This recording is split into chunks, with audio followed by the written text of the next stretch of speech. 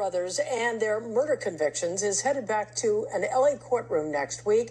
Eric and Lyle Melendez have asked a judge to invalidate their convictions based on what they say is new evidence. Robert Kovacic joins us live from the newsroom with an update on this. Robert? Colleen, you'll remember it was right here on NBC4 when attorney for the Melendez brothers, Mark Garagos, told you, Colleen Williams, that he wanted the brothers home by Thanksgiving.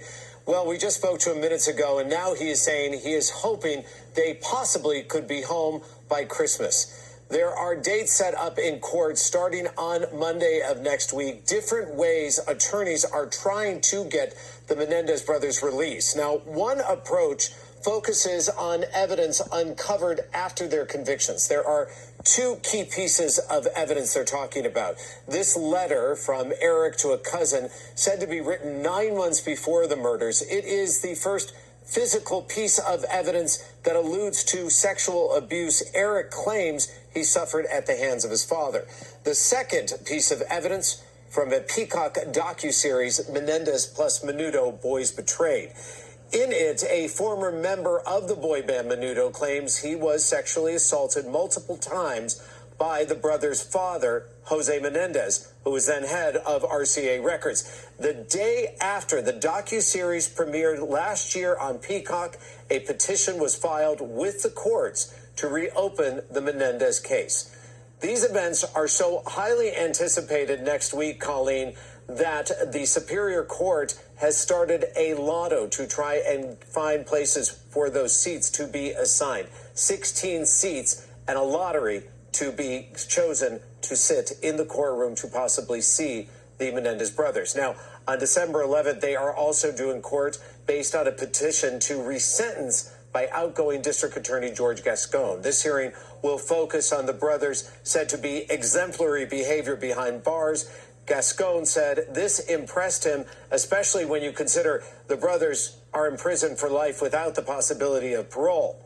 Now, to add to that, incoming DA Hochman says he wants to review the case and says he will review it quickly before moving forward with any decision. And Governor Newsom just days ago reaffirming that Hochman should do just that before the governor decides if he wants to consider clemency.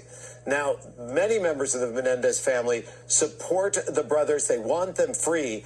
When I spoke with Lyle Melendez from behind bars in 2017, he told me what his family's support means to him. I have a very supportive family.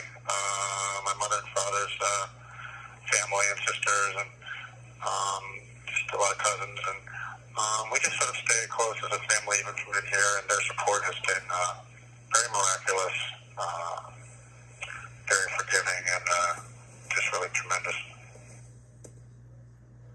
Now, the interest, again, in this case is ridiculously high. It is sort of the ticket in town right now, that public lottery underway by the Superior Court. As we mentioned, Colleen, just minutes ago, I spoke with Mark Garagos. Again, Garagos, now the attorney for Lyle and Eric Melendez. He tells NBC4 the Melendez brothers will not be in court next week. He does not want to put them through that. He says he has asked for a web or a video link so they can be there for the proceedings as they get underway in Van Nuys. I asked, will we hear from them in court? He says, I certainly hope so that you will. And so who gets in court to see that video link will remain to be seen. But Garagos also said he has spoken to Lyle and Eric numerous times, and I asked them about their current state of mind. I speak with them quite often, actually. The attitude is, it's been a roller coaster of emotion, to borrow a cliche.